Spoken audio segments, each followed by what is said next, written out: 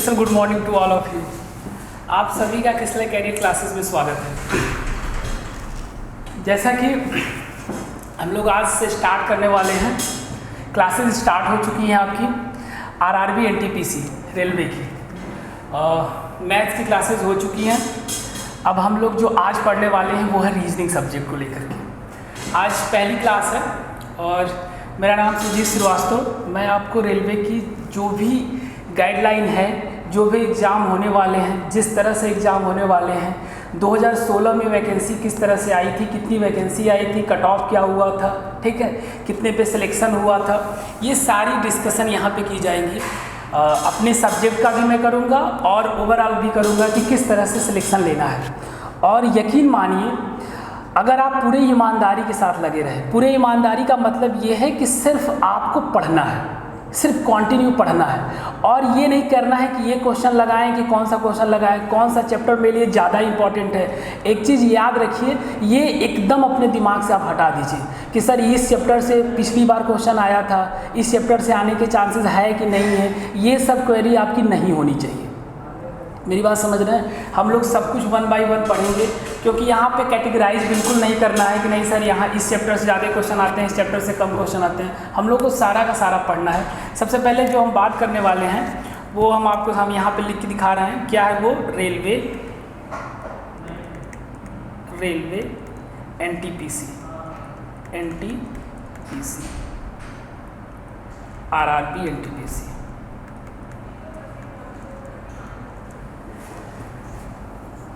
ठीक है, इसमें जो हम लोग बात करने वाले हैं वो कौन से सब्जेक्ट का है? रीजनिंग।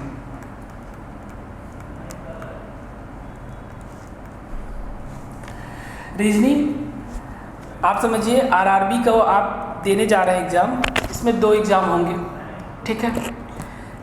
पहला क्या है? प्रीलिम्स, और दूसरा क्या है? मेंस। जो रीजनिंग सब्जेक्ट है, प्रीलिम्स में कितने क्वेश्चन आते हैं?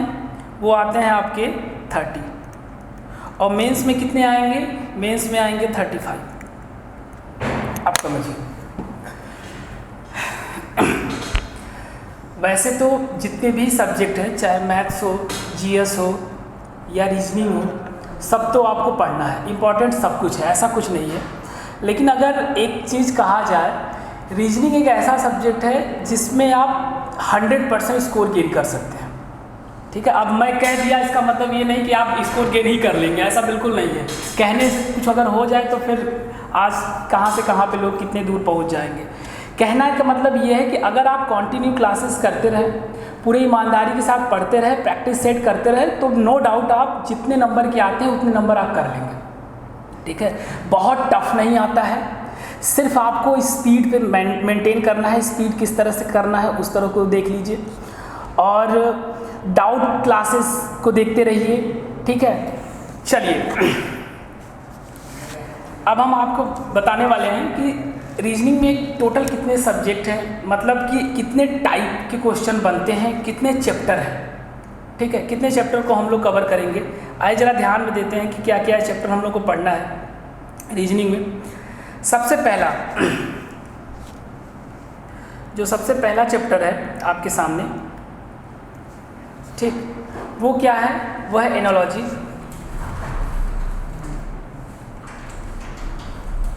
एनालॉजी हम हिंदी में भी लिखते चल रहे हैं। उसको क्या कहते हैं? सादृश्यता।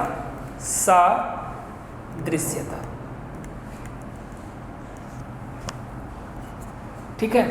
उसके बाद क्या है? दूसरा है हम लोगों का क्लासिफिकेशन।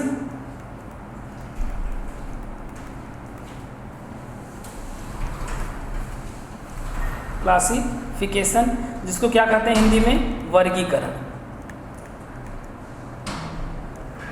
ठीक है। तीसरा क्या हो जाएगा हम लोगों का? सीरीज, जिसको हम लोग क्या कहते हैं? श्रृंखला।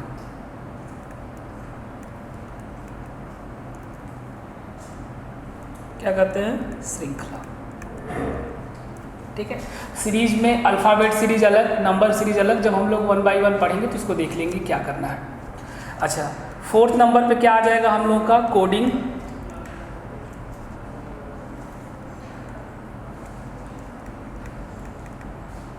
टी कोडिंग, ठीक है, जिसको क्या कहते हैं, कूट लेखन।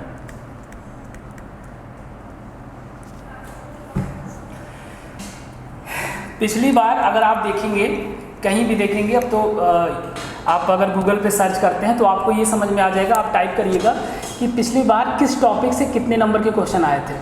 लेकिन ये फिक्स नहीं है कि पिछली बार अगर सीरीज से 2 क्वेश्चन या 3 क्वेश्चन दिया था तो इस बार भी देगा, ऐसा कुछ नहीं है। एक चीज़ याद रखिएगा, चाहे वो रीजनिंग वर्बल रीजनिंग हो या वो नॉन वर्बल हो या वो लॉजिकल रीजनिंग हो, ठीक है, तीनों रीजनिंग आपको पढ़ना है। कहाँ से अब की बार 2020 में कहाँ से क्वेश्चन पूछ ले ये कोई फिक्स नहीं है। ये कभी ये नहीं कह सकते 2016 में यहाँ से पूछा था तो आगे भी यही से पूछेगा, ऐसा बिल्कुल नहीं है। आपको हमेशा अपडेट रहना है और हर चैप्टर पे ध्यान देना है। कोई चैप्टर आपके लिए इंपॉर्टेंट नहीं है, ऐसा नहीं कि हर ये चैप्टर इंपॉर्टेंट है, ये चैप्टर इंपॉर्टेंट नहीं है, ऐसा बिल्कुल कैटेगराइज बिल्कुल नहीं करना। हर चैप्टर को आपको सीक्वेंस में ध्यान देना है। मतलब ऐसा नहीं है कि आप एक चैप्टर पे ज़्यादा ध्यान दे रहे हैं, दूसरे चैप्टर सोचना अरे नहीं यहाँ से क्वेश्चन नहीं आएगा।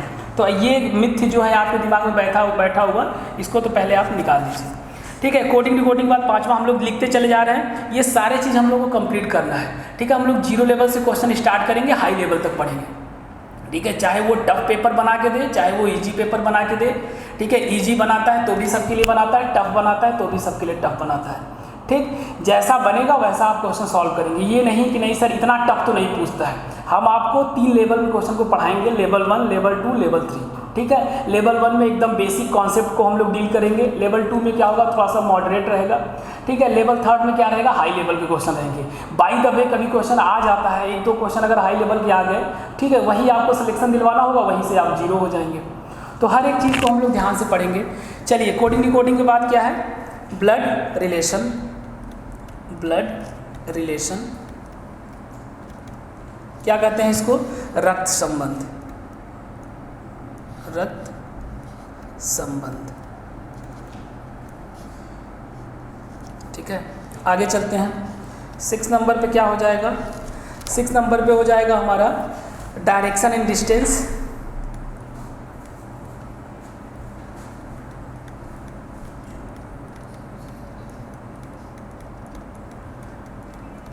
डिस्टेंस क्या कहते हैं इसको, दिशा व दूरी।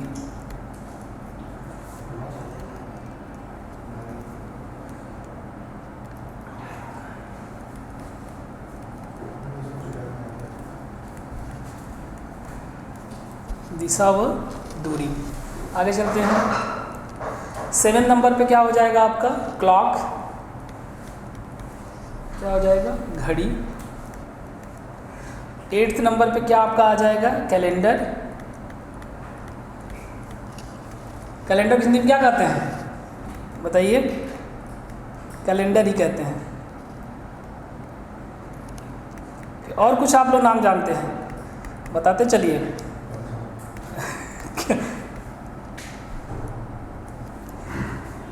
ठीक है, अच्छा, पंचांग भी कहते हैं क्या। चलिए, उसके बाद क्या है, क्यूब एंड डाइस। घन व पासा। आगे चलते हैं।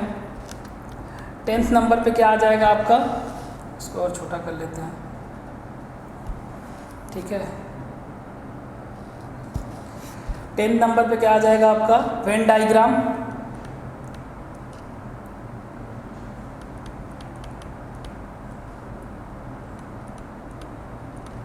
क्या कहते हैं, वेन आलेख।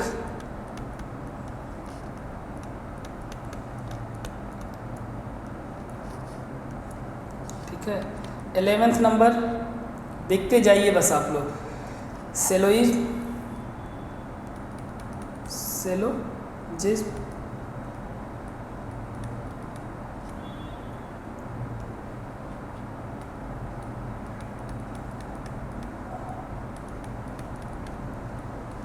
क्या कहते हैं इसको, न्याय वाक्य। न्याय वाक्य। ठीक है। सिलोजिज्म के बाद क्या आ जाएगा? डाटा सफिशिएंसी, डेटा सफिशिएंसी,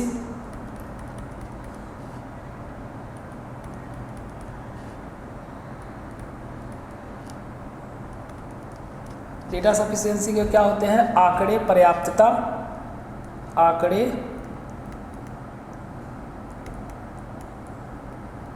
पर्याप्तता,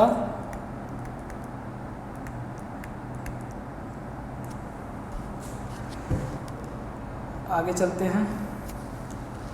13 नंबर पे क्या आ जाएगा आपका? Statement and conclusion.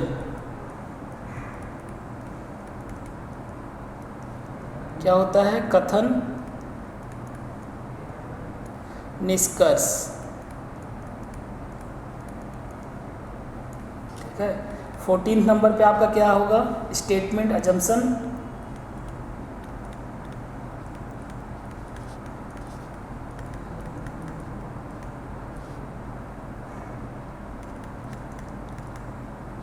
क्या हो जाएगा? कथन, पूर्वधारणा, पूर्वधारणा। 15 नंबर क्या हो जाएगा आपका? Statement, argument.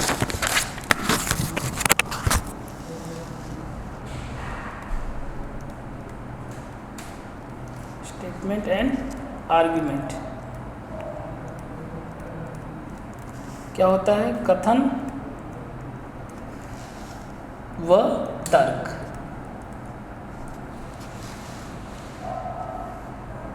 ठीक है। 16 नंबर पे क्या हो जाएगा आपका? मैट्रिक्स। ठीक है। आव्यू। फिर 17 नंबर पे क्या हो जाएगा आपका? Embedded figure.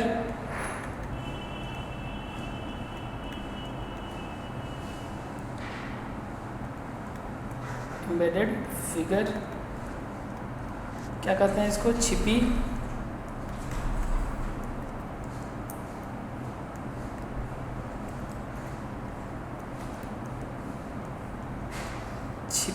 आकृति। पहले हम लोग लिख लेते हैं, फिर 1 बाय 1 समझते हैं कि क्या है ये। ठीक है। 18 नंबर पे क्या आ जाएगा हमारा? Figure completion.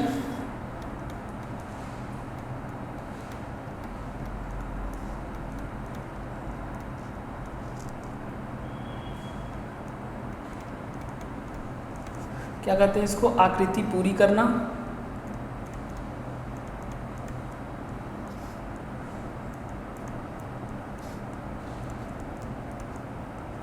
ठीक है। 19 नंबर पे काउंटिंग फिगर।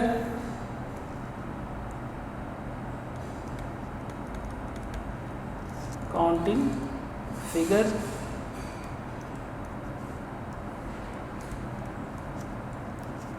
आकृति गिनना।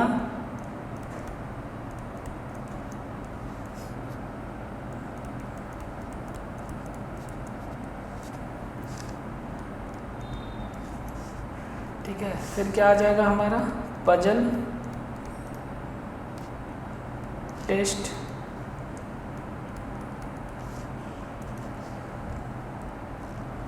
ठीक है।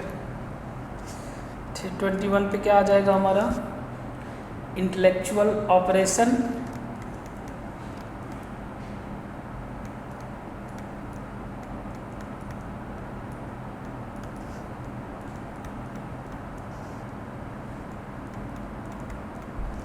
इंटेलेक्चुअल ऑपरेशन क्या कहते हैं? बौद्धिक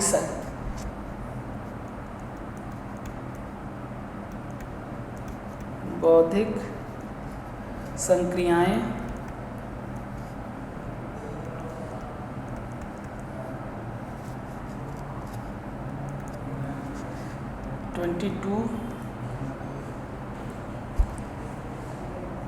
paper cutting and folding. Paper cutting and folding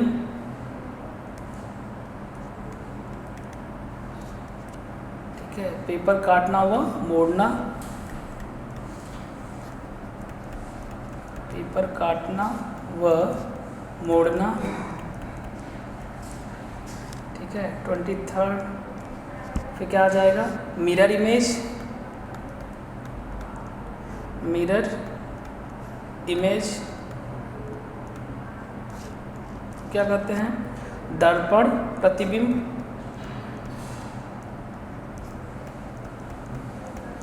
प्रतिबिंब। पेन थोड़ा डिस्टर्ब कर रहा है।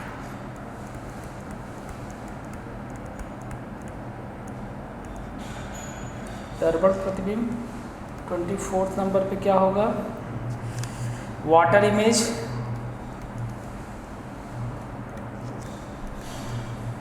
वाटर इमेज, जल प्रतिबिंब,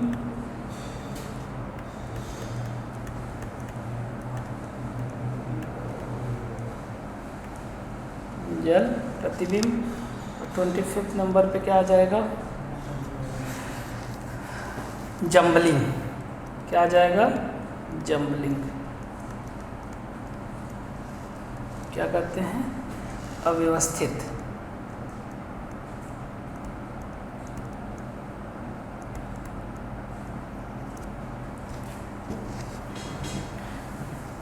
सिमिलरिटीज 21 और है, इसको भी लिख लेते हैं। क्या है, सिमिलरिटीज एंड डिफरेंसेस।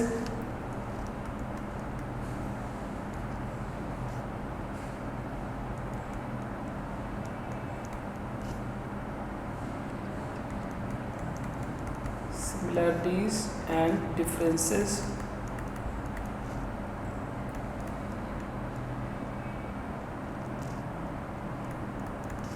क्या कहते हैं इसको, असमानता, समानता व असमानता,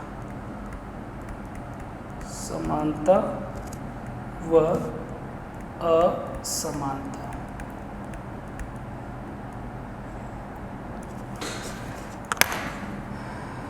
समझिए, यहाँ से देखते चलिए, टोटल कितने चैप्टर मिले आपको, 26 ठीक है। कितने चैप्टर मिले आपको, 26। अब समझिए 26 चैप्टर हैं और क्वेश्चन कितने आने हैं बताइए, क्वेश्चन आने हैं 30, मतलब 30 क्वेश्चन आएंगे। अगर वो हर चैप्टर से एक एक क्वेश्चन भी लेता है तो 26 क्वेश्चन तो ऐसे ही हो गए। लेकिन ऐसा होता नहीं है, जब भी पेपर सेट किया जाता है ठीक है, तो पेपर में कई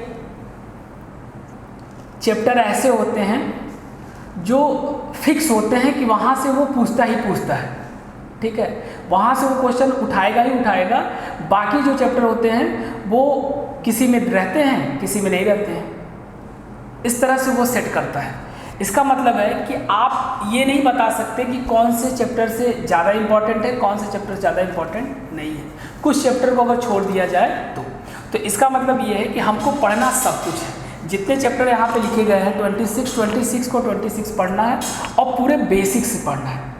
एक एक चीज़ समझना है कि क्वेश्चन कहाँ से बनता है, किस तरह से किया जाएगा, और टाइम के अंदर। ऐसा नहीं क्वेश्चन करने को अगर हम आपको क्वेश्चन दे दें, आप बोलते भैया कर दीजिए 1 घंटे में तो कर लेंगे, ऐसा नहीं, टाइम के अंदर करना इंपॉर्टेंट है ना। स्पीड यहाँ मैटर करता है।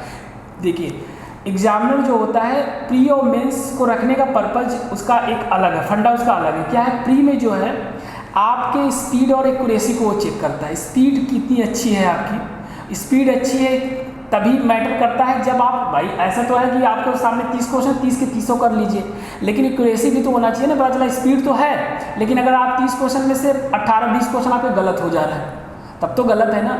इसका मतलब है कि हमको एक्यूरेसी पे भी ध्यान देना है कि किस तरह से क्वेश्चन को करें कि गलत ना हो, ठीक है।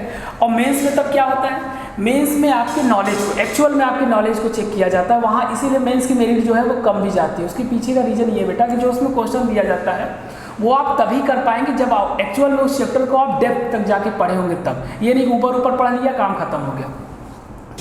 मेरी बात समझ में आ रही है, ठीक है। तो हम लोग 1 by 1 पढ़ेंगे और आज हम आपको ये भी बताएंगे कि 2016 में जो एनटीपीसी हुआ था उसमें कुछ क्वेश्चन किस तरह से क्वेश्चन रीजनिंग के पूछे गए थे। ठीक है, क्योंकि आपको ये समझ में आ जाएगा इससे कि रीजनिंग के क्वेश्चन किस तरह से वो पूछता है। बेटा बहुत ही आसान होता है, लेकिन पहले पढ़ना तो पड़ेगा ना, बिना पढ़े कैसे आसान बना सकते हैं। तो चलिए ये मैं एक बार फिर से आपको बता देता हूँ कि क्या है। एक चीज़ समझिएगा, अगर रीजनिंग को देखा जाए बेटा ना तो 3 पार्ट में बटा हुआ है। ठीक है, मतलब वो 3 कैटेगराइज कर दिया गया है। कैसे? जिसे कहते हैं वर्बल रीजनिंग। वर्बल मतलब ऐसे क्वेश्चन आपके पेपर में मिलेंगे जो लिखित होंगे, जो लिखा हुआ होगा। ठीक है, उसका आंसर भी आपको लिख के समझ के देना रहता है कि क्या होगा। वर्बल, ठीक है, पूछा क्या जाएगा लिखित बोल के। दूसरा क्या होता है नॉन वर्बल। नॉन वर्बल का मतलब होता है वो सारे के सारे क्वेश्चन किस पे बेस्ड होंगे, फिगर पे।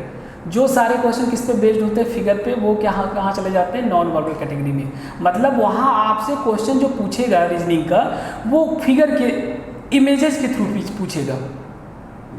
बात समझ आ रही है? फिगर के थ्रू पूछेगा। एक 3-4 फिगर दे देगा, बोलेगा नेक्स्ट फिगर क्या होने वाला है। समझ में आ रहे हैं ना? या फिर एक फिगर दे देगा, उसमें से 3-4 पार्ट रहेगा, एक पार्ट मिसिंग रहेगा, बताना रहेगा आपको कौन सा पार्ट इसमें होगा। मतलब जो भी आपके नॉलेज को वो चेक करेगा वो फिगर के थ्रू, मतलब वो लिख के पूछेगा नहीं, कुछ आपको लिखित रूप में नहीं देगा। कैसे देगा? इमेज के थ्रू समझाएगा। वो हो जाएगा नॉन वर्बल में कैटेगरी में चलता है। फिर क्या होता है लॉजिकल रीजनिंग। लॉजिकल रीजनिंग में क्या होता है, कुछ आपको सेंटेंसेस दिए जाते हैं। ठीक है, उसके बाद उसमें कंक्लूजन पूछा जाएगा कि इसका क्या कंक्लूजन निकाला जा सकता है, या कोई सेंटेंस देगा इसमें क्या आर्गुमेंट हो सकता है। ठीक है, फिर कोई सेंटेंस देगा, बताएगा कि इसका अजम्पशन आप बता दीजिए। तो ये सारे चीज़ किस में चले जाते हैं, लॉजिकल रीजनिंग। मतलब वहाँ पे लॉजिक चेक करता है कि आपकी लॉजिक कितनी अच्छी है।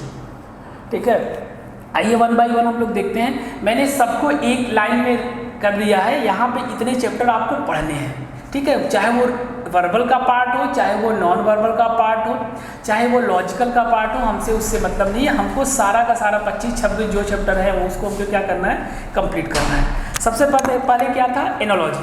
एनोलॉजी में क्या होता है कि बहुत ही आसान होता है, मैं आपको समझाते चलता हूँ जल्दी जल्दी। करना क्या रहता है कि कुछ पार्ट आपको दिए रहते हैं। जैसे मैं आपको एक समझा दूँ कि दे दिया कि ए का रिलेशन किसके साथ है, बी के साथ है। ठीक है, अब वो रिलेशन किस तरह से बना रहे हैं ये आपको लॉजिक समझना होगा। ठीक है, तो आपसे पूछेगा कि बता दीजिए सी का रिलेशन किसके साथ होगा। बहुत ही आसान है। ठीक है, तो आपको पहले वाले पार्ट को समझना होगा, लॉजिक निकालना होगा कि किस तरह से ए बी से रिलेट कर रहा है। उसी तरह से नेक्स्ट सी से क्या रिलेट करेगा ये आपको बताना होगा। ठीक है, जो एनालॉजी होता है वो वर्ड में भी हो सकता है, लेटर में भी हो सकता है, नंबर में भी हो सकता है। ठीक है, नंबर में कैसे हो सकता है, बोल देगा कि 3 का रिलेशन किसके साथ है, 9 के साथ है। ठीक है, तो पूछेगा कि 4 का रिलेशन किसके साथ होगा। ठीक है, 3 का रिलेशन 9 के साथ है, तो किस तरह से रिलेशन बना रहा है, 3 का 9 कैसे रिलेशन बना रहा है, तो 4 का क्या हो सकता है। ठीक है, मतलब वो देगा, बस आपको वहाँ पे लॉजिक बैठाना होगा कि क्या हो सकता है यहाँ पे। ठीक है, उसके बाद क्या है क्लासिफिकेशन। क्लासिफिकेशन में क्या होगा कि 4 ऑप्शन आपको दिया होगा, बोलेगा इनमें से अलग कौन सा है। क्लासिफिकेशन में क्या होगा कि 4 ऑप्शन आपको दिया होगा सिंपल सा, उसमें से पूछेगा अलग कौन सा है। बहुत ही आसान है, आप लोग पढ़े भी हैं। ठीक है, हम लोग एनालॉजी देख लिए, क्लासिफिकेशन भी देख लिए, क्लासिफिकेशन में किस तरह से क्वेश्चन पूछता है। फिर क्या है बेटा सीरीज। सीरीज में समझिएगा, सीरीज में 2 टाइप के क्वेश्चन आपसे पूछता है। क्या है, एक होता है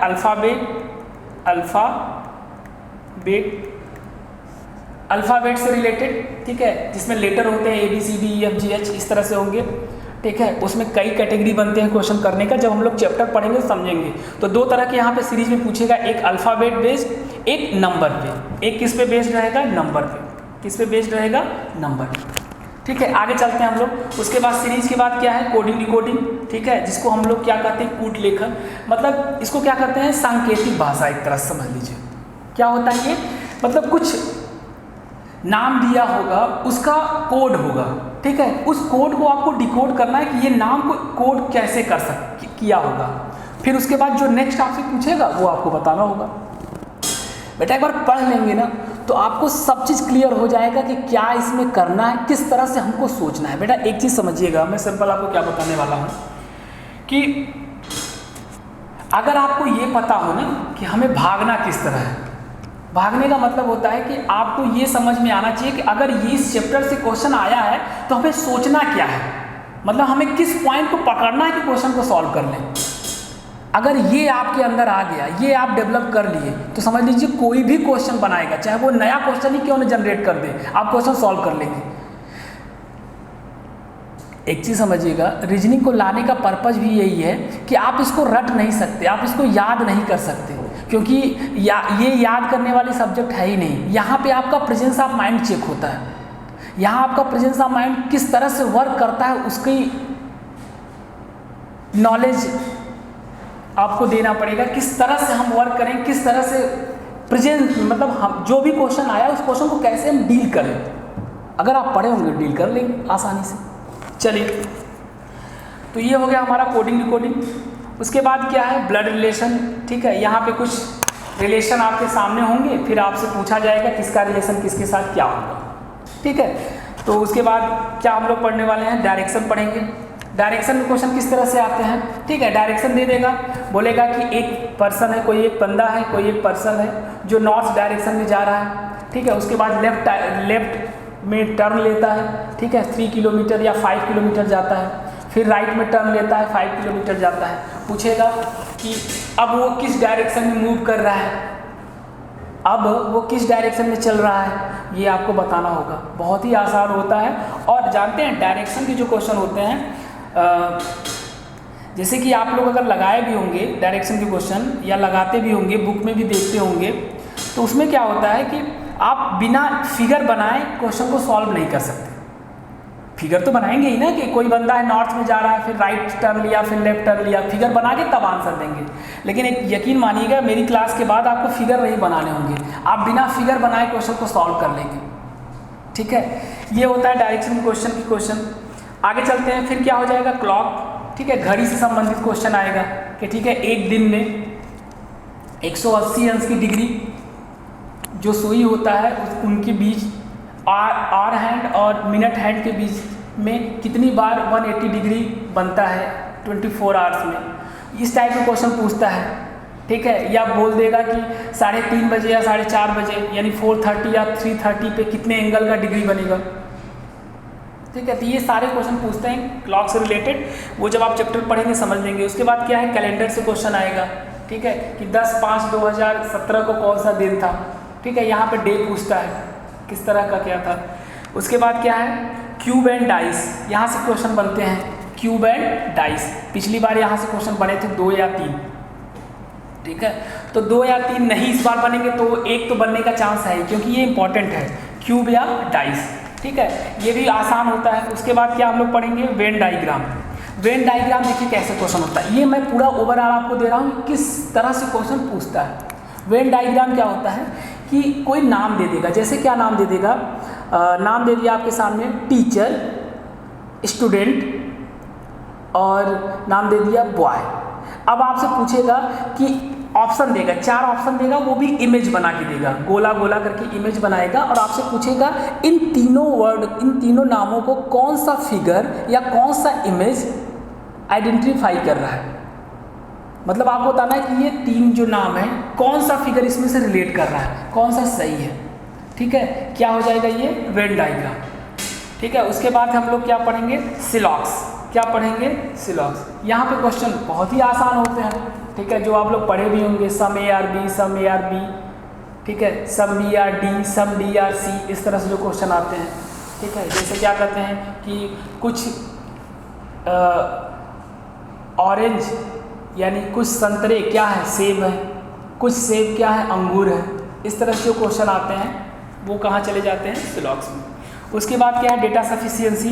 डेटा सफिशिएंसी क्या होता है बेटा, ये मैथ्स में भी आता है। मतलब आपके सामने सबसे पहले क्वेश्चन पूछेगा। क्वेश्चन क्या पूछेगा कि राम किस डायरेक्शन में जा रहा है। मान लीजिए डायरेक्शन का क्वेश्चन है, तो कैसे पूछेगा, सबसे पहले क्वेश्चन पूछेगा राम किस डायरेक्शन में जा रहा है, यानी किस दिशा में जा रहा है। अब नीचे 2 क्या देगा, कंक्लूजन एक तरह से देगा, या स्टेटमेंट समझ लीजिए, क्या देगा, स्टेटमेंट देगा। और वो आपसे पूछेगा क्या कि इस क्वेश्चन को आंसर कौन सा स्टेटमेंट दे रहा है, केवल स्टेटमेंट 1 दे रहा है कि स्टेटमेंट 2 दे रहा है, कि दोनों मिलाने के बाद आंसर आ रहा है, कि कोई भी नहीं है। मेरी बात समझ रहे हैं ना, ये क्या होता है डेटा सफिशिएंसी, मतलब कौन से डेटा इस क्वेश्चन को देने के लिए क्या है पर्याप्त है। समझ में आ रहा है? चलिए गुड, वेरी गुड, आगे चलते हैं हम लोग। फिर क्या है स्टेटमेंट कंक्लूजन, फिर वही बात आ गई यहाँ पे, क्या है स्टेटमेंट देगा, स्टेटमेंट बाद क्या है कंक्लूजन, बताना होगा इस स्टेटमेंट में क्या क्या कंक्लूजन हम निकाल सकते हैं। उसके बाद क्या है स्टेटमेंट अजम्पशन, स्टेटमेंट देगा, बोलेगा कौन सा अजम्पशन किया जा सकता है। फिर उसी तरह से क्या होगा स्टेटमेंट एंड आर्ग्यूमेंट, ठीक है, स्टेटमेंट और आर्ग्यूमेंट आपको पहचानने होंगे। उसके बाद क्या है मैट्रिक्स, ठीक है बेटा, ये चैप्टर अगर आप कहें तो ये चैप्टर इंपॉर्टेंट है। ये चैप्टर चाहे आप रेलवे का एग्ज़ाम देने जा रहे हैं, ठीक है, चाहे आप सीजीएल का एग्ज़ाम देने जा रहे हैं या स्टेट लेवल का कोई भी वैकेंसी आपके सामने आए, अगर आप उसका एग्ज़ाम देने जा रहे हैं तो मैट्रिक्स का क्वेश्चन, एक मैट्रिक्स का क्वेश्चन फिक्स एक ही आएगा, फिक्स रहता है, ठीक है। तो जो चैप्टर फिक्स रहेगा वो मैं आपको बताते चलता हूँ कि यहाँ से क्वेश्चन बनता ही बनता है, ठीक है। उसके बाद क्या है एम्बेडेड फिगर, यहाँ क्या होता है छिपी हुई आकृति, ठीक है, ऑप्शन दिया होगा, बताना पड़ेगा कौन सी आकृति इसमें छिपी हुई है, ठीक है। उसके बाद क्या है फिगर कंप्लीशन, मतलब फिगर को आपको क्या करना पड़ेगा कंप्लीट करना पड़ेगा। तो एम्बेडेड फिगर भी हो गया, फिगर क्या हो गया कंप्लीशन, फिगर को कंप्लीट मतलब फिगर बनाया होगा, ठीक है, इस तरह से फिगर बनाया होगा और मान लेते हैं ये वाला फिगर गायब कर देगा, ठीक है, बोलेगा इसमें से ऑप्शन देगा, ऑप्शन ए, ऑप्शन बी, तीसरे नंबर और चौथा, ये 4 ऑप्शन आपके सामने देगा, बोलेगा कौन सा ऑप्शन यहाँ पे सुटेबल होगा, ठीक है। आगे चलते हैं, फिगर कंप्लीशन के बाद क्या हो जाएगा काउंटिंग फिगर, ठीक है, बहुत ही आसान होता है काउंटिंग करना। क्या होगा कुछ इमेज बना दिए जाएंगे, जैसे क्या है ट्रायंगल बना दिया गया, बोलेगा इसमें कितने ट्रायंगल हैं, ठीक है, इस तरह से बना देते हैं, इस तरह से भी बना देते हैं, ठीक है, इस तरह से भी बना देते हैं, बोलेगा कितने ट्रायंगल हैं। तो फिगर को काउंट करने का बेहतरीन ट्रिक है, आराम से एक बार समझ लेंगे सारा क्वेश्चन आपका सॉल्व हो जाएगा। और मैं आपको लास्ट में एक बहुत अच्छी चीज़ भी बताऊंगा। आगे चलते हैं, क्या है पजल टेस्ट, ठीक है, पजल टेस्ट का मैंने हिंदी नहीं लिखा है। पजल टेस्ट का मतलब ये होता है क्या, एक अगर हिंदी में इसको देखें तो मतलब कंफ्यूज करने वाला क्वेश्चन होता है, कन्फ्यूजन ज़्यादा रहता है, उलझन संबंधित क्वेश्चन अगर हिंदी में हम लोग देखें तो क्या कहते हैं उसको उलझन, मतलब ऐसे क्वेश्चन होंगे जो आप एक ही चीज़ का दो तीन, जैसे क्या है ना कि मान लेते हैं पजल में क्या आ जाएगा, एक मान लीजिए सिटिंग है कि एक सर्कल है उसमें 4 लोग बैठे हैं, कितने लोग बैठे हैं 4 लोग बैठे हैं, ठीक है, चारों लोगों को बैठाना रहेगा, एक तो ये काम रहेगा, दूसरा क्या रहेगा कि चारों लोग अलग अलग स्टेट से बिलोंग करते हैं, ठीक है, चारों लोगों का अलग अलग फेवरेट कलर की कार है, चारों लोगों का अलग अलग फेवरेट कलर है, ठीक है। तो ये हर एक पर्सन की कौन सा फेवरेट कार था, कौन सा फेवरेट कलर था, किस स्टेट से बिलोंग करते हैं, ये सब कुछ आपको निकालना रहता है इसमें, ठीक है। चलिए ये हो जाएगा हमारा पजल टेस्ट। उसके बाद क्या है इंटेलेक्चुअल ऑपरेशन, कुछ इंटेलेक्चुअल क्वेश्चन डायरेक्ट आपसे पूछे जाएंगे, वो अटेंडम होते हैं, ठीक है, और वो कैसे तैयार होंगे जब आपका बिल्डअप होता क्या है ना, रीजनिंग क्या होता है, जब आप लगाते जाते हैं प्रैक्टिस करते जाते हैं, कुछ ऐसे क्वेश्चन आपसे पूछ लिए जाते हैं जो सिलेबस में नहीं होते हैं, वो आपके माइंड पे डिपेंड करते हैं कि आपका माइंड कितना अच्छा वर्क कर रहा है, उस तरह से क्वेश्चन पूछ लिया जाता है। जैसे मैथमेटिक ऑपरेशन से पूछ लिया जाएगा कि 45 डिवाइड बाई 5 ऐसे दे देगा कि क्या है इसको 45, ठीक है, ये 45 डिवाइड बाई 5, फिर 5 + 5, फिर -3, ठीक है, × 2, इस तरह से क्वेश्चन आ जाएगा, ठीक है। फिर पूछेगा इक्वल करिए कितना आंसर आएगा इसका। तो ये किस पे डिपेंड होता है, बोर्ड मास के नियम पे डिपेंड होता है। कुछ और इंटेलेक्चुअल क्वेश्चन टाइप के पूछे जाएंगे, तो किस टाइप के क्वेश्चन होंगे वो हम आपको बताते चलेंगे। फिर क्या है पेपर कटिंग एंड फोल्डिंग, क्या हो जाएगा paper cutting and folding, paper को मोड़ के काटा जाएगा, फिर बताया जाएगा, पूछा जाएगा कि ऐसे मोड़ने के बाद 2 तरह 3 तरह 4 टाइप का मोड़ के, फिर पूछेगा कि ऐसे मोड़ने के बाद अगर हम यहाँ पे कट लगाते हैं, ठीक है, तो खुलने के बाद ओपन करने के बाद कौन सी इमेज बनेगी, ऑप्शन दिया रहेगा आपके सामने, पूछेगा कौन सी इमेज बनेगी, ठीक है। तो ये क्या हो जाएगा पेपर कटिंग एंड फोल्डिंग। फिर क्या उसके बाद आ जाएगा मिरर इमेज, ठीक है, इमेज मिरर में कैसा दिखेगा, वाटर इमेज, वाटर में ये मिरर इमेज कैसे दिखेगी। उसके बाद क्या आ जाएगा जम्बलिंग, मतलब कुछ नाम दिया होगा उसको आपको सीक्वेंस में लगाना होगा, ठीक है, कि पहले कौन आएगा, उसके बाद कौन सा आएगा, उसके बाद क्या आएगा, उसके बाद क्या आएगा, इसको क्या कहते हैं सीक्वेंस में लगाना। उसके बाद सिमिलरिटीज़ एंड डिफरेंसेस, ठीक है, इसमें क्या सिमिलरिटीज़ है क्या डिफरेंसेस है, इस टाइप के क्वेश्चन भी आपके एग्जाम में आ जाते हैं। तो ये रहा बेटा 26 चैप्टर। इस चैप्टर को हमको पढ़ना है और आप यकीन मानिए कि अगर आप इसको कंप्लीट पढ़ लिए, ठीक है, तो ये मत समझिएगा कि ये जो चैप्टर है, ये चैप्टर सिर्फ और सिर्फ आरआरबी एनटीपीसी में ही आता है। ये कभी मत समझिएगा कि सिर्फ ये चैप्टर यहीं आता है। इसका मतलब अगर सीजीएल का फॉर्म आ गया या स्टेट लेवल की कोई वैकेंसी आ गई तो हमको फिर से रीजनिंग पढ़ना पड़ेगा, नहीं। ये दिमाग में अगर आपके मिथ्य है तो इसको निकाल। जानते हैं क्यों? लड़का कहता है कि अरे अभी तो हम एनटीपीसी की तैयारी कर रहे हैं, अब हम सीजीएल की तैयारी करेंगे। देखिए दोनों में फ़र्क क्या है इसमें, यही उसमें भी आएगा, यही सेम चैप्टर, जितने चैप्टर यहाँ हैं यही उसमें भी आएगा। बस जो एग्ज़ाम करवाते हैं उनके लेवल थोड़ा सा ऊपर या नीचे होता है। मतलब ब्लड रिलेशन बेटा एनटीपीसी में भी आता है और ब्लड रिलेशन आपका सीजीएल में भी आता है, ब्लड रिलेशन आपका बैंकिंग में ही आता है। सबका लेवल ऊपर नीचे है। मैं बोला ना, हर चैप्टर को हम लोग 3 वे में पढ़ेंगे। पहला क्या होगा, सिर्फ उसकी बेसिक कॉन्सेप्ट को समझेंगे। दूसरा क्या होगा, थोड़ा सा मॉडरेट लेवल का होगा। और तीसरा क्या होगा, हाई लेवल का होगा। मतलब अगर आपका एनटीपीसी देते देते सीजीएल आ गया या कोई स्टेट लेवल की वैकेंसी आ गई या 10+2 ही आ गया, ठीक है, तो भी आप उसको क्वालिफाई कर लें। उसके लिए फिर आपको अलग से पढ़ने की ज़रूरत नहीं है। मेरी बात समझ में आ रही है ना? अलग से पढ़ने की बेटा बिल्कुल ज़रूरत नहीं है। आप नोट्स बनाते चलिए, ठीक है, नोट्स बनाते चलिए, चैप्टर वाइज क्वेश्चन को लगाते चलिए। और जैसे बच्चा बहुत बार कहता है कि सर हमें बुक बता दीजिए, मैं आपको बुक बताता हूँ। आपको कोई भी मार्केट से बुक ले लीजिए, ठीक है, कोई ऐसा स्पेशली बुक नहीं है कि उसमें आपको बहुत ज़्यादा कुछ सीखने को मिल जाएगा। बुक लीजिए जो चैप्टर वाइज बुक हो, और चैप्टर वाइज बुक में जो क्वेश्चन दिए हों वो कम से कम 50-100 ऐसे क्वेश्चन हर चैप्टर से रिलेटेड दिए हों, उसको आप लोग सॉल्व करिए, ठीक है। उसके बाद ऑनलाइन में जितना हमारे यहाँ से पीडीएफ दिया जाएगा उस पीडीएफ को सॉल्व कर लीजिए। इतना आपके लिए सफिशिएंट है।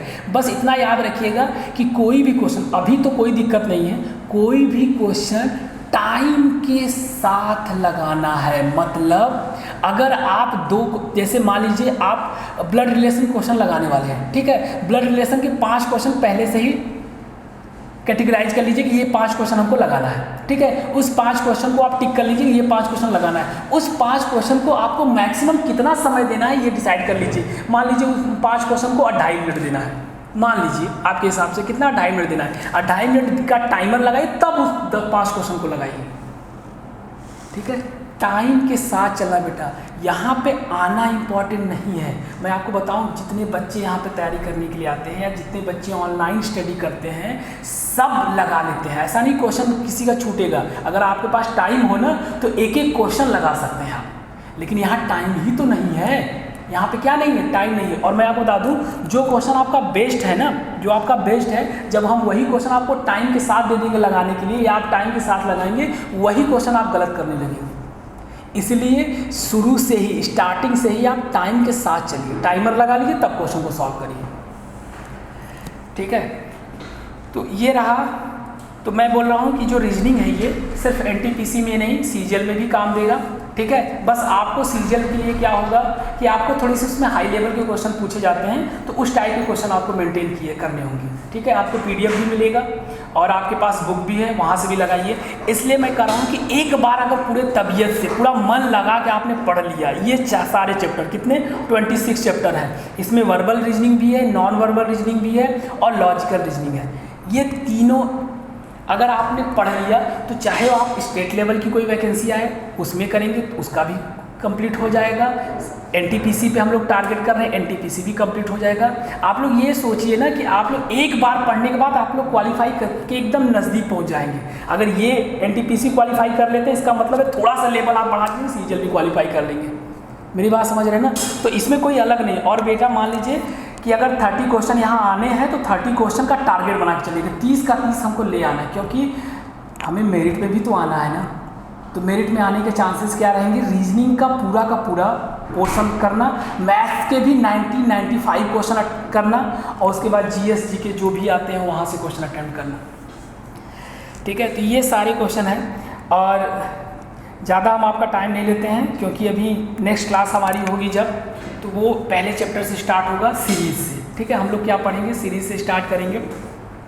लेकिन हम आपको यहाँ पे कुछ बताने वाले हैं। वो क्या बताने वाले थे बेटा, कि 2016 का जो पेपर हुआ था, 2016 में हुआ था ना NTPC, उसमें कुछ क्वेश्चन पूछा था।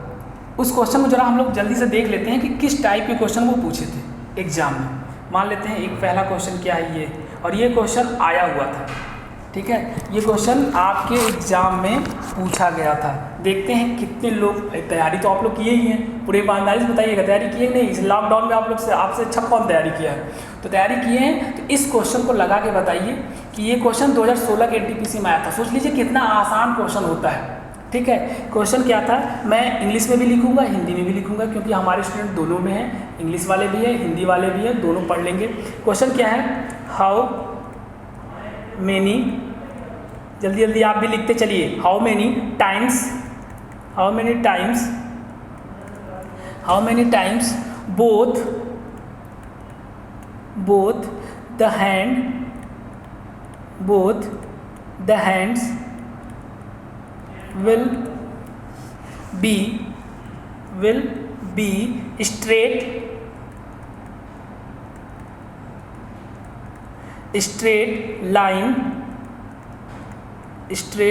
line in one day।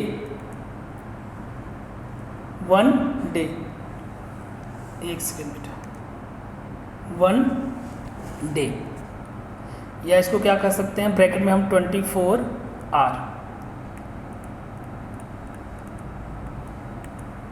ठीक है, क्या पूछा है, how many times both the hands will be straight line. मतलब ये कह रहा है, मैं हिंदी में भी लिख देता हूँ, क्या कहा है कि घड़ी, ये क्वेश्चन आ चुका है 2016 में, घड़ी की दोनों सुइयाँ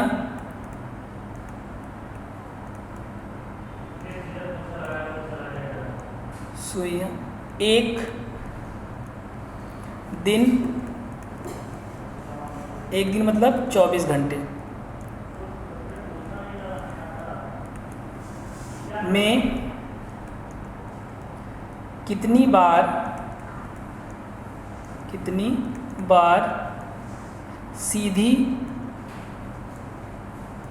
एक सीधी रेखा में होती हैं।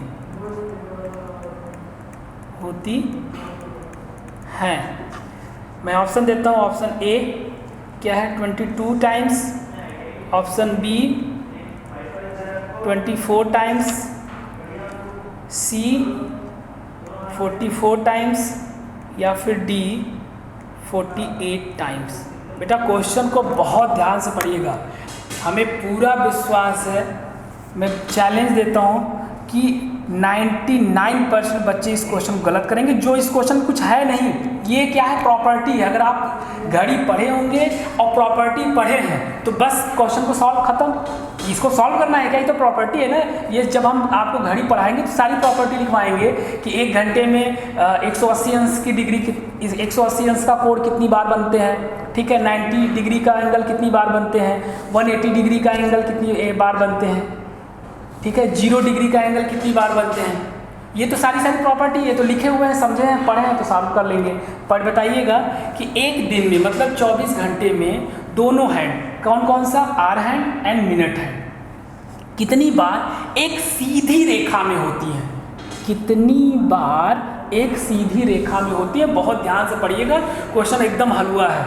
ये 2016 का क्वेश्चन है, ये मैं लिख देता हूँ, NTPC 2016, RRB NTPC, RRB NTPC 2016 में क्वेश्चन आया हुआ है। ठीक है, बताइए बेटा क्यों नहीं हो जाएगा 30? ऐसे क्वेश्चन आएंगे तो क्यों नहीं हो जाएगा। चलिए कमेंट बॉक्स में आप लोग कमेंट कर भी रहे हैं, बहुत सही, क्या बात है। मुझे आप पे पूरा विश्वास था कि आप गलत ही करेंगे। ठीक है, कुछ लोग सही कर रहे हैं, कुछ लोग गलत कर रहे हैं, ये हम बताते हैं। अच्छा, जो 22 किए हैं, देखिए कितने दिमागदार हैं ये। बोले हैं कि सर एक दिन में 24 बार बनाएंगे, ये स्ट्रेट लाइन में होंगी दोनों हैंड। लेकिन समझिएगा क्वेश्चन कितने चतुराई के साथ पूछा गया है।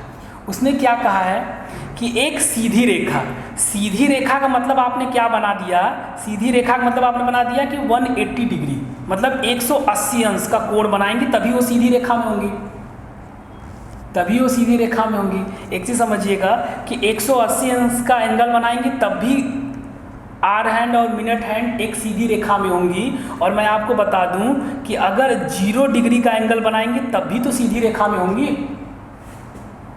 ये क्यों भूल गए? मतलब उसने क्वेश्चन सिर्फ ये नहीं, उसने अगर ये मेंशन किया होता है कि एक दिन में 180 अंश की डिग्री कितनी बार बनेगा, तब तो 22 बार एकदम टिक कर दीजिए, आंसर आ जाएगा आपका, बिल्कुल सही होगा।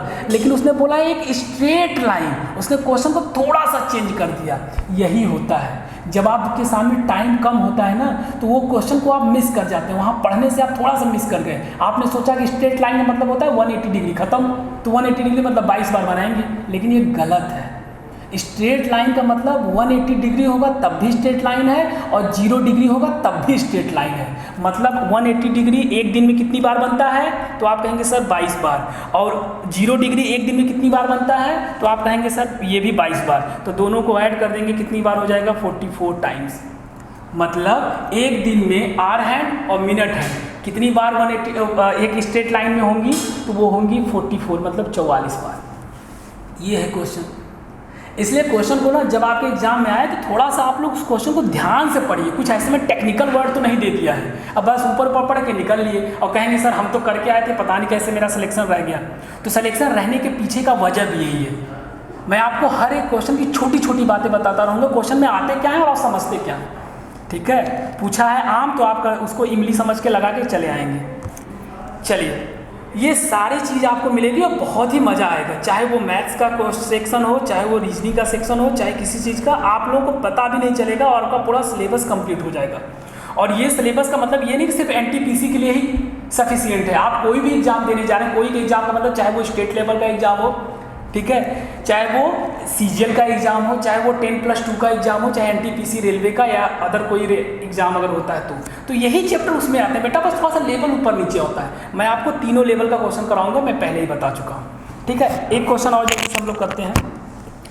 ये भी सारी क्या है, प्रॉपर्टी ही है, देख लेते हैं अगर आपको पता है कि नहीं। कैसे कैसे क्वेश्चन पूछा है बस वो मैं आपको बताना चाह रहा हूँ कि एक हलवा नहीं, मतलब कि आप इसको बहुत इजी भी नहीं कह सकते, बहुत टफ भी नहीं कह सकते। अगर आपका हौसला बुलंद है तो क्वेश्चन आपका लग जाएगा। क्या है, विच ऑफ द फॉलोइंग, क्या पूछा था आपसे, which of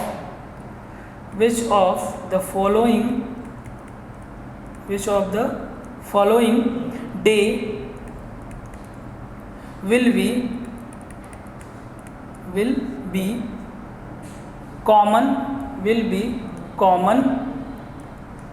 will be common for both first and last day, first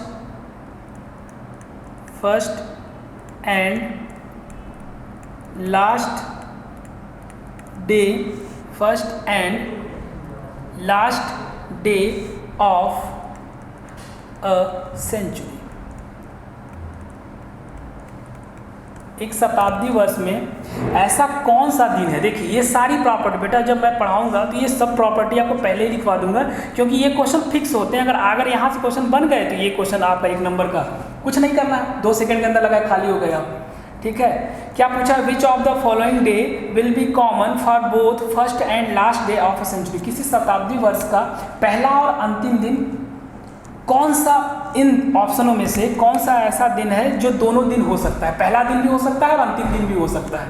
क्या क्या है, पहला है मंडे मतलब सोमवार, ठीक है। दूसरा क्या है, ट्यूसडे मतलब मंगलवार, ठीक है। फिर क्या है,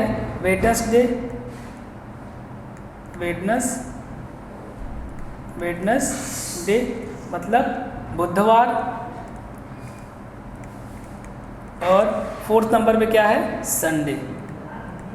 आपको बताना है इसमें से कौन सा वार मतलब कौन सा दिन सेंचुरी का दोनों दिन हो सकता है। रविवार मतलब पहला दिन भी वो हो सकता है और दूसरा दिन भी हो सकता है।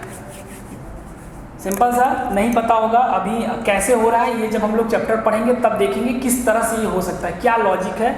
वो सोमवार एक ऐसा दिन है जो पहला दिन भी हो सकता है और लास्ट का दिन भी हो सकता है। ठीक है, पहला दिन भी हो सकता है और लास्ट का भी दिन हो सकता है। इसी तरह एक क्वेश्चन और बनता है, उसको भी देख लें हम लोग। ये भी क्वेश्चन आपके एग्जाम में आया था। क्या था कि विच of the following which of the following day will not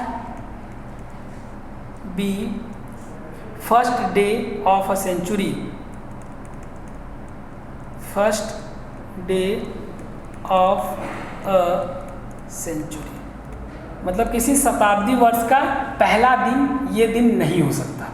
option क्या है, पहला, दूसरा, तीसरा और चौथा। यहाँ 4 ऑप्शन है। पहला क्या दिया है, पहला दिया है सैटरडे,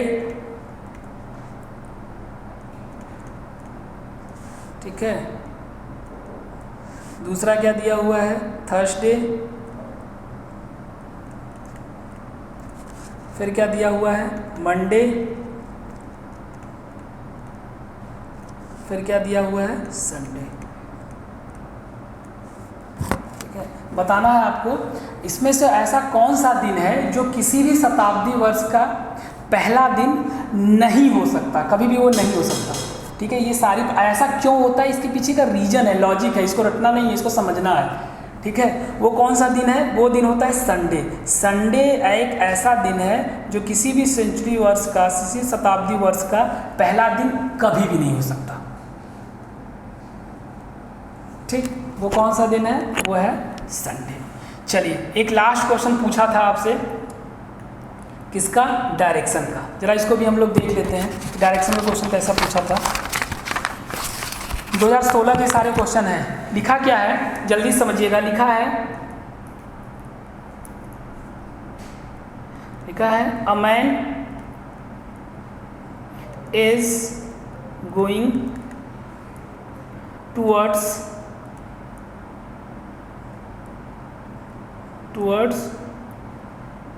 नॉर्थ आफ्टर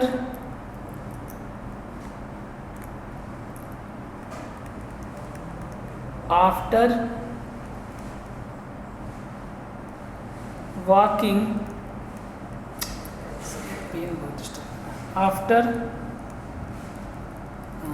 एक सेकेंड बेटा, पेन थोड़ा डिस्टर्ब कर रहा है। After walking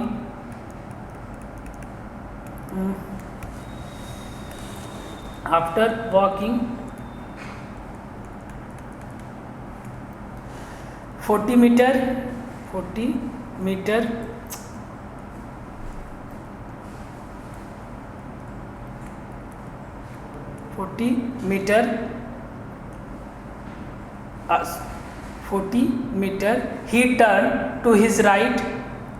he turned to his right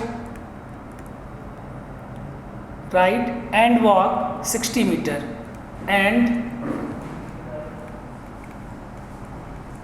walk 60 metre. ठीक है, फिर दिया है again he turn to his right, again he turn to his right, again he turn to his right and walk 50 metre फिर क्या लिखा है, and finally he turn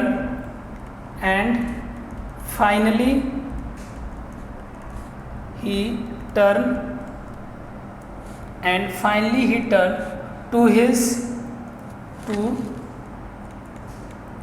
to his left,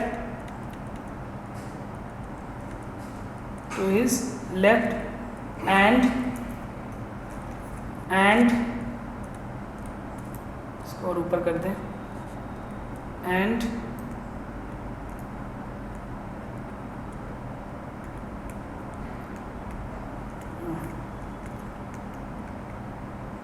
his left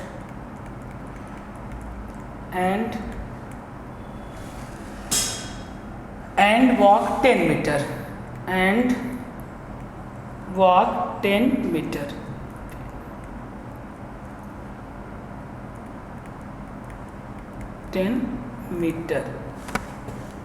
आपसे क्या पूछ रहा है? Now in which direction is he moving, now in which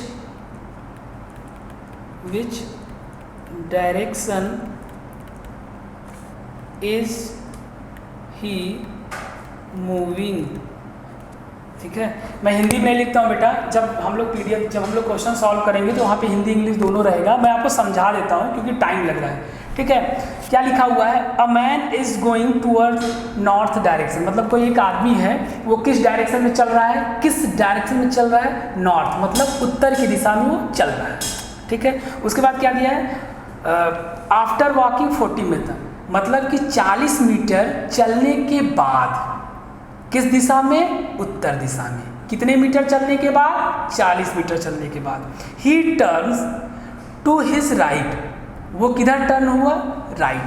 and walk 60 metre, और कितना चला? टर्न होने के बाद, राइट में टर्न होने के बाद कितना चला? 60 मीटर। उसके बाद है again he turn to his right, फिर उसके बाद फिर उसने किधर टर्न किया? राइट में, और कितना चला? 50 मीटर। ठीक है, उसके बाद क्या? एंड फाइनली, अंत में he turn to his left and walk 10 metre. पूछ रहा क्या है? पूछा क्या आपसे? Now in which direction is he moving, मतलब आपको ये बताना है कि इस टाइम पे, प्रेजेंट टाइम में वो किस डायरेक्शन में मूव कर रहा है। ठीक है, तो अब क्या करेंगे आप लोग? बेटा यही देखिएगा हमारे पढ़ाने में और आप जो भी पढ़े हैं जैसे भी, उसमें क्या डिफरेंस है। आप क्या करेंगे, और ये करते आए हैं, अब ये देखिए टाइम टेकन है। क्या करेंगे आप? सबसे पहले बोलेंगे कि अ man is going toward north, एक आदमी है जो किधर चल रहा है? नॉर्थ में। नॉर्थ में 40 मीटर चलने के बाद ऐसे बनाएंगे, 40 मीटर चलने के बाद राइट साइड टर्न हुआ और 60 मीटर चला। ठीक है, उसके बाद फिर राइट साइड टर्न हुआ और कितना चला? 50 मीटर चला, ये रहा। फिर उसके बाद इधर टर्न हुआ, फिर उसके बाद लेफ्ट साइड टर्न हुआ और 10 मीटर चला। यही तो बताएंगे। तो अब वो किस डायरेक्शन में जा रहा है? तो आप कहेंगे सर ईस्ट में जा रहा है। किधर चल रहा है? ईस्ट में चल रहा है। अच्छा, आप कहेंगे सर इस क्वेश्चन को सॉल्व करने में मुझे कितना लगा? मुझे बहुत हार्डली अगर लगा होगा तो मान लेते हैं 10 सेकेंड। बहुत हार्डली लगा हो, कितना लगा होगा? 10 सेकेंड, यही बोलेंगे आप। लेकिन बेटा ये 10 सेकेंड का क्वेश्चन भी नहीं था। सिलेक्शन होना और सिलेक्शन न होना बस इसी पे डिपेंड हो गया। यहाँ पे जो क्वेश्चन आप 10 सेकेंड में करके बहुत खुश हो रहा है ना, आज 10 क्वेश्चन में कर लिए, वो क्वेश्चन मानिए तो 2 सेकेंड का ही था और आपने 10 सेकेंड लगा दिया। कुछ क्वेश्चन एक्चुअल में बस पढ़िए, आंसर कर लीजिए, और डायरेक्शन क्वेश्चन तो ऐसे ही सॉल्व हो जाएंगे। मैं आपको बता दूं एक ट्रिक क्या है, कुछ नहीं करना है, बस आप समझते चलिए। चलिए मान लीजिए ये छोटा क्वेश्चन था, आप फटाफट कर लिए होंगे। करना क्या रहता है आपको समझिएगा। ईस्ट कैसे आएगा थोड़ा समझिएगा। एक आदमी है, वो किधर चल रहा है? नॉर्थ में। नॉर्थ ऐसे बना लीजिए, ऐसे नॉर्थ लिख लीजिए। किधर चल रहा था? नॉर्थ में। अब बस आपको करना क्या है, कितना लेफ्ट में चला है, कितना राइट में चला है, बस उसको लिखते चले जाइए। कितने का मतलब कितनी बार वो लेफ्ट में गया है, कितनी बार राइट में गया है। नॉर्थ में चलने के बाद वो किधर टर्न हुआ, तो आप कहेंगे सर राइट, यानी कि नॉर्थ के बाद वो राइट चला। राइट चला, बिल्कुल। उसके बाद फिर राइट मुड़ा, उसके बाद फिर राइट मुड़ा, उसके बाद फिर किधर मुड़ा? लास्ट में लेफ्ट। किधर मुड़ा? लास्ट में लेफ्ट। किधर मुड़ा? लास्ट में लेफ्ट। अब एक बात समझिएगा कि जितने राइट और लेफ्ट है ना, उसको कैंसिल आउट कर दीजिए। मतलब एक राइट के साथ एक लेफ्ट आपका क्या हो जाएगा? खत्म हो जाएगा। 2 राइट के साथ 2 लेफ्ट खत्म हो जाएगा। मतलब जितने राइट होंगे उतने लेफ्ट होंगे तो कैंसिल आउट हो जाएंगे। ठीक है। अब बचा क्या है, बचा है एक राइट। नॉर्थ में अगर कोई बंदा जा रहा है बेटा और उसको राइट टर्न लेना है एक बार, तो वो किस डायरेक्शन में जाएगा, तो आप कहेंगे सर वो तो ईस्ट में जाएगा। यही तो आंसर यहाँ पे आया है, ईस्ट। खत्म। इतना पढ़ने की आपको रिक्वायरमेंट ही नहीं है। आप पढ़ेंगे, डिस्टेंस लिखेंगे, फिर क्वेश्चन को सॉल्व करेंगे। पढ़ने की जरूरत नहीं है, आप बस आप डायरेक्शन लिख दीजिए, फिर जितना लेफ्ट और जितना राइट चला हो वो लिख दीजिए, क्वेश्चन को कैंसिल आउट कर दीजिए, आंसर आपके सामने। ठीक है, ये सारी चीज़ें क्लास में आपको 1 बाय 1 बताई जाएगी। इसके बाद आपको रीजनिंग पढ़ने की कोई रिक्वायरमेंट नहीं है। आप किसी भी लेवल का क्वेश्चन होगा आप कर लेंगे। ठीक है, तो बस आज इंट्रो क्लास था। मैंने रीजनिंग का आपको एक एक चीज़ के बारे में समझाया कि सिलेबस क्या होता है, कितने नंबर के क्वेश्चन आते हैं, क्या है, किस तरह से हमको करना है। उसके बाद कुछ क्वेश्चन जो प्रीवियस ईयर में आए हुए थे, previous year in the sense कि 2016 में जो एनटीपीसी हुआ था उसमें किस तरह से क्वेश्चन आया हुआ था। देख ही रहे हैं कितना आसान आसान क्वेश्चन है, सीधे सीधे प्रॉपर्टी उठा के पूछ लिया है। ठीक है, ये सारे क्वेश्चन को हम लोग डील कर लिए हैं। अब जब मेरी पहली क्लास होगी, नेक्स्ट मेरी पहली क्लास होगी, वो कहाँ से स्टार्ट होगी, वो स्टार्ट होगी सीरीज से। हम लोग क्या पढ़ने वाले हैं वहाँ से, सीरीज से। तो बस आज के लिए इतना ही। Thank you so much.